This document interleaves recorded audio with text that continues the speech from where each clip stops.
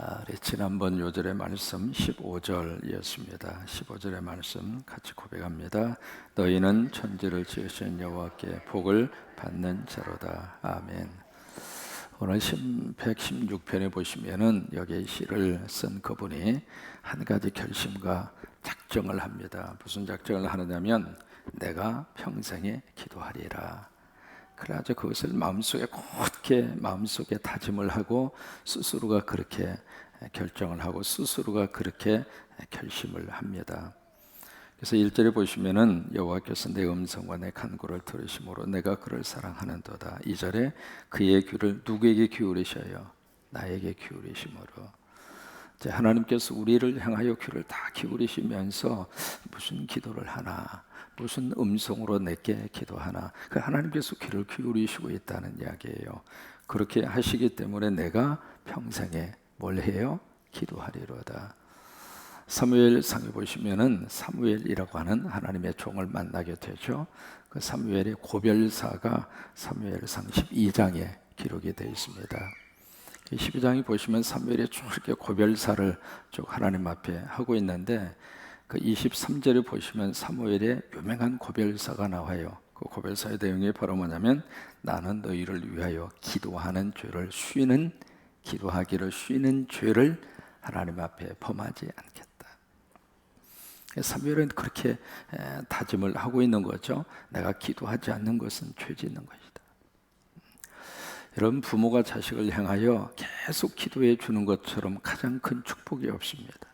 왜요? 하나님이 우리 기도에 귀를 기울이셔요. 작은 신음소리까지라도 하나님이 다 듣고 계시고 혼자서 골방에 들어가서 하나님 아버지 부르짖는 그 소리를 하나님이 들으시고 그게 하나님이셔요. 여러분, 부모님들은 자식의 작은 소리를 할지라도 귀를 기울일까요? 기울이지 않을까요? 다 듣고 있어요. 아빠하고 엄마의 차이를 제가 어디서 느꼈느냐면 참 묘해요. 엄마는요, 아이들의 작은 그 뒤척이는 소리까지라도 다 들어요. 근데 아빠는 조금 둔감하더라고요. 옆에서 그냥 얘게 뭐 보채든지 말든지 잘 못 들어요. 근데 뭘 하나 그 차이를 느꼈느냐면 새벽기도 가는 알람 소리는 내가 먼저 들어요. 참 묘합니다. 그게 이제 사람의 마음에 따라서 조금 이렇게 차이가 있는 것 같아요. 그렇다고 해서 아버지가 자식을 덜 사랑하는가? 그건 아닙니다. 다만 어머니는 그 자식의 작은 소리까지라도 예민하게 반응을 보이는 거잖아요. 그런 것처럼 하나님께서 우리들의 기도의 작은 소리까지라도 하나님이 들으시고 하나님께서 역사하시고, 그래서 그러기 때문에 여기서 이 시를 쓴 사람이 그렇게 결심을 하는 거예요. 내 기도를 들어주시는 그 하나님께 나는 평생에 기도하겠다. 여러분, 이 믿음의 결심과 고백이 여러분의 결심과 믿음이 될 수 있기를 바랍니다. 그냥 독백하는 시간이 아니거든요. 그냥 푸념하는 시간이 아니고 나 혼자 와서 중얼거리고 가는 시간이 아니라 우리의 작은 그 기도 제목 하나까지라도 하나님이 다 들으시고 들으시는 하나님의 때가 되어 역사하시고 하나님의 거룩한 능력으로 내 기도에 하나님께서 반응을 보이신다고 하는 거, 그거 하나 때문에 잠깐 기도하고 마는 것이 아니라 기도 제목이 있을 때 기도하는 것도 감사하지만은 평생을, 그런 의미에서 기도를 호흡이라 그렇게 표현을 하고 있는 거예요. 여러분, 호흡은 급할 때만 하는 게 아니잖아요. 그래서 재미있는 말이 있습니다. 뭐냐면 아무리 급하더라도 아무리 바쁘더라도 호흡만 잘하면 살아요. 근데 바쁘다고 호흡을 멈추면 끝나는 거예요. 그래서 우리 영적인 호흡이 하나님 앞에 기도하는 건데, 그래서 내가 평생에 내가 기도하리로다.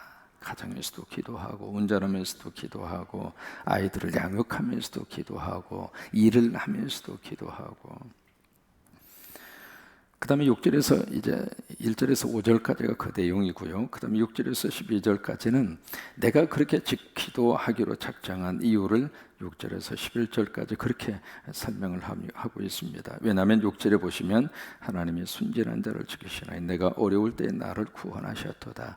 내가 힘들고 어려울 때 하나님이 나를 살려주셨기 때문에, 그 속에서 나를 끄집어내 주셨기 때문에 내가 하나님 앞에 평생 기도하겠습니다. 8절에 보시면 주께서 내 영혼을 사망해서 내 눈을 눈물에서 내 발을 넘어짐에서 건지셨기 때문에, 그러기 때문에 나는 평생을 하나님 앞에 기도하며 살겠습니다. 그런 믿음의 고백이 11절까지 되어져 있습니다.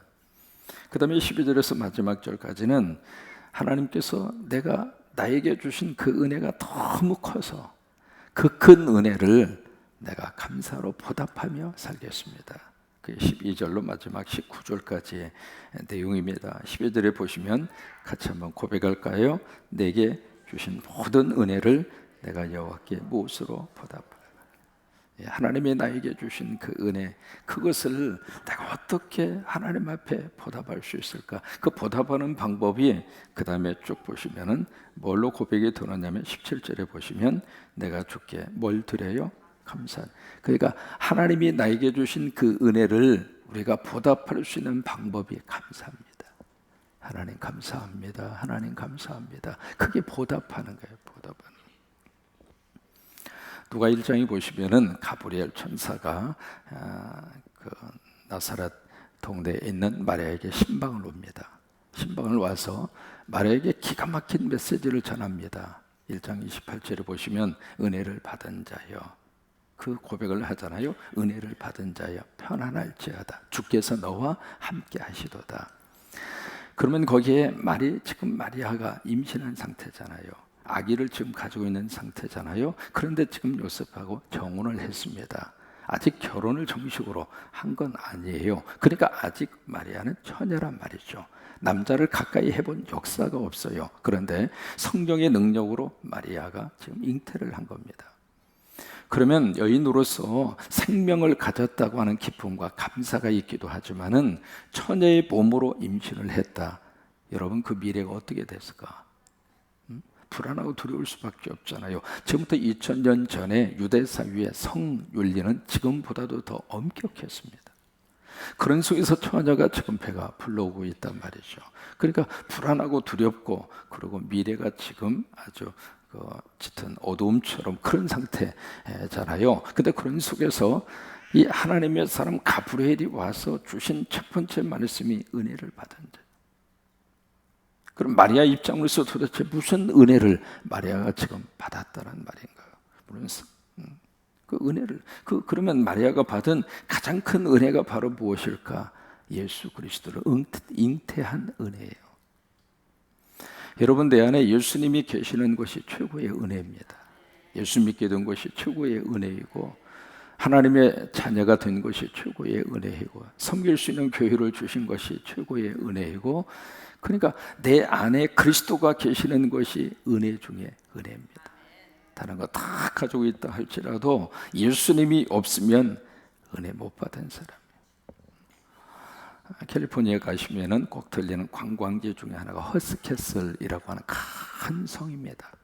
캐슬이라는 게 성이라고 하는 뜻이거든요. 거기 이제 캘리포니아의 그 해안가를 따라서 쭉 나 있는 도로가 1번 도로입니다. 1번 도로인데 그 도로를 타르게 가면 환상적인 그런 경치들이 펼쳐져 있는데, 그런 속에서도 전 세계에서 가장 멋진 그 장소 언덕 그 위에 자기의 재산을 거의 다 투자를 해서 가장 멋진 의리의리한 성을 하나 짓습니다. 그 성을 진 사람이 허슬이라고 하는 사람이에요. 허슬.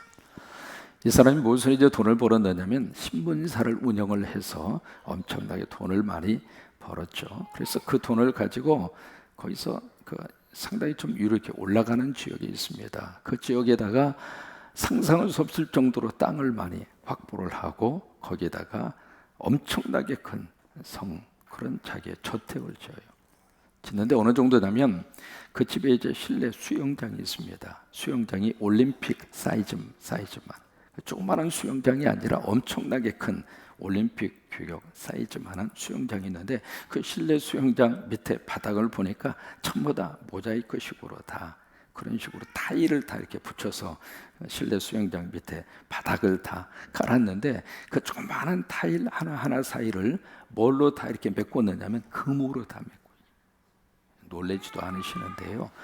여러분, 그 큰 올림픽 사이즈 수영장 밑에 바닥을 조그마한 타일이 있잖아요. 그 타일을 전부 다 금으로 다 이렇게 다. 괜찮아요. 애들은 떠들어야 정상이야. 떠들어도 우리보다 더 잘 들어요. 이따 시험 보면 건우가 1등 할 거야. 괜찮아. 떠드는 게 축복이야. 어른들만 안 떠들면 돼. 애들은 떠들어도. 그렇게 해서 이제 엄청나게 그 저택을 다 지었는데, 한 가지, 그렇게 지어놓고 그 집을 지은 허슬이라는 사람은 그 집에 한 번도 못 들어갔어요. 왜 못 들어갔는가? 그 집 완성되기 전에 허슬은 죽었어요. 죽어가지고 그 집에 한 번도 헛설이 들어가 보지 못하고 그냥 지금은 이제 전 세계 사람들의 관광지로 그렇게 바꾸어졌습니다. 그걸 참 이렇게 돌아보면서 지금 크리스마스 때요, 가장 아름답게 장식한 장소가 거기입니다.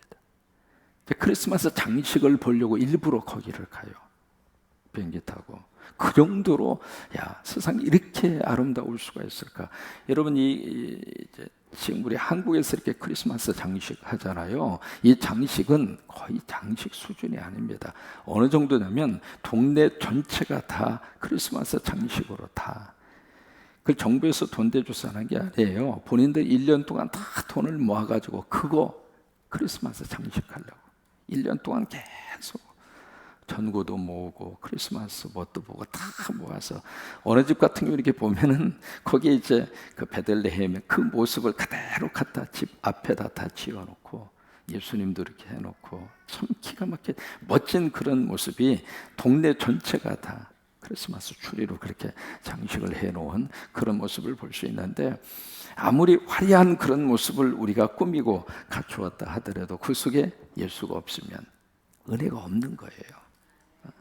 자꾸 초라한 자리를 할지라도 그 속에 예수님이 있으면 은혜 받은 사람이고 은혜 속에서 사는 것이고, 그러니까 가브리엘 천사가 마리아에게 그래, 당신은 은혜를 받았다. 무슨 은혜인가?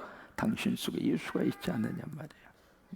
여러분, 이 은혜가 이 성탄 계절에 여러분 속에 충만하시기를 주의 이름으로 축원합니다. 그러니까 그 은혜 받은 그 은혜의 모습을 여기서 12절에 내게 주신 모든 은혜, 내가 예수 믿게 된 이 은혜, 내가 하나님의 자녀가 된 은혜, 내가 교회를 섬길 수 있는 이 은혜, 야, 이것이 은혜다 이 말이에요. 내가 그걸 뭘로 보답할까요? 서부의 하버드 대학이라고 불리우는 사람이 불리우는 대학이 스탠포드 대학입니다. 스탠포드 대학에 남학생 두 사람이 오래전 이야기입니다. 어떻게 하면 좀 학비를 좀 벌 수 있을까, 그렇게 생각을 해서 국립 끝에 아하, 이렇게 하면 되겠구나 생각하고, 그때의 최고의 전 세계적인 피아니스트가 폴란드 출신의 피아니스트가 있었습니다. 파데 레프스키라고 하는 폴란드 출신의 피아니스트를 특별 초청을 합니다.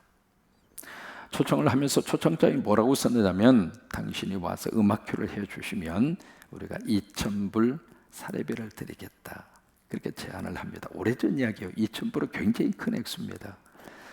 그렇게 해서 이제 와서 음악회를 하면 경비를 다 제하고 학비를 벌 수 있겠다 생각하고 초청장을 띄운 거예요.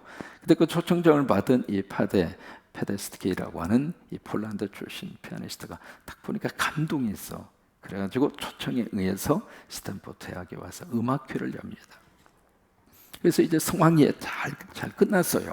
다 끝났는데 경비를 다 제하고 보니까 달랑 1,600불 남았어요. 원래 약속이 2,000불 주기로 약속했잖아요. 어떻게 할까? 그러다가 1,600불을 봉투에 넣고 거기다 400불은 차용 증서를 써서 이 다음에 우리가 돈 벌어서 갚겠다고. 그렇게 해서 이제 딱 가지고 그 사람이 파데 페데스키라고 하는 피아니스트에게 간 거예요. 사정 이야기를 하고 미안하게 됐다고. 이렇게 주니까 그 파데 페데스키라고 하는 사람이 1,600불을 두 학생에게 내밀어 줘요. 주고 그 자리에서 차용 증서를 찢어버립니다. 그러면서 하는 말이, 당신들 앞으로 학비에 보태서 남은 공부 잘 하라고, 그리고 훌륭한 사람이 되라고. 그렇게 하고 이제 그렇게 하고 그 사람이 떠났죠. 이 두 학생이 은혜를 입은 거예요. 이제 감동이잖아요. 세월이 흘렀습니다. 그동안에 많은 세월이 흐른 다음에 어떤 변화가 있었느냐면 그 폴란드의 파데 페데스키라고 하는 사람이 대통령이 됩니다. 대통령이 되고 2차 세계대전 후에 너무 힘들었어요. 그래서 폴란드가 경제적으로 아주 어려웠습니다. 먹고 사는 것조차도 힘들고. 근데 이 사정을 미국으로 이제 원조 요청을 했는데 그 당시에 미국의 대통령이 후보였습니다. 여러분 라스베가스 가시다 보면 후보댐이라고 하는 댐이 있어요. 그 댐을 만든 사람이 후보 대통령이거든요. 그 후보라고 하는 사람이 대통령이었는데 미국에서 생각하지도 않게 원조 물자를 엄청나게 폴란드로 갖다 줘요. 그래서 이 페데스키가 너무 고마워서 후보 대통령에게 감사의 편지를 씁니다. 어떻게 이렇게 좋은 일, 이렇게 우리에게 넘치는 구호물자를 줄 수가 있느냐고, 고맙다고, 감사하다고. 그러니까 그쪽에서 온 답변, 아니라고, 내가 받은 은혜에 보답했을 뿐이라고. 그러니까 이 폴란드 대통령이 무슨 은혜에 보답을 하느냐고. 기억하십니까? 스탠포드 대학의 두 남학생, 그 중에 한 명이 바로 납니다. 그래요. 사람은 은혜를 주고 은혜를 받고 사는 거예요. 그게 사람이에요. 그렇잖아요. 여러분, 은혜 받지 않고 살 수 있는 사람이 어디가 있습니까? 내 힘으로 사는 사람 아무도 없어요. 여기 우리 갓난 아이들 다 은혜를 입어야 앞으로 살 수 있어요. 그러니까 사람은 처음부터 끊임없이 마지막 이 세상 떠나는 순간까지 계속 은혜가 있어야 살 수 있는 거예요. 한순간도 은혜가 주어지지 않으면 사람이 못 살아요. 또 하나, 내가 받은 그 은혜를 뭔가 이렇게 보답하고, 은혜에 대해서 감사하게 생각하고, 은혜에 대해서 고맙게 생각하고, 그럼 내가 그 받은 바 은혜를 어떻게 좀 보답하며 살 수 있겠는가라고 하는 그 생각을 가지고 사는 것이 사람이란 말이죠. 아멘. 그래서 오늘 12절의 고백이 그런 고백의 내용을 담고 있는 거예요. 같이 한번 고백합니다. 내게 주신 모든 은혜를 내가 여호와께 무엇으로 보답할까? 다시 한번 시작. 내게 주신 모든 은혜를 내가 여호와께 무엇으로 보답할까? 그 답을 오늘 성경은 말씀을 하시죠. 감사라고, 감사라고, 감사라고. 요절의 말씀이 12절입니다. 다시 한번 시작. 내게 주신 모든 은혜를 내가 무엇으로 보답? 아멘. 이 성탄 계절에 먼저 예수의 은혜가 충만히 임하시게 되기를 바라고 그 은혜로 한 해를 살았습니다. 하나님 감사합니다. 고맙습니다. 그래서 기쁜 성탄과 성구 영신이 될 수 있게 되기를 주의 이름으로 축원합니다.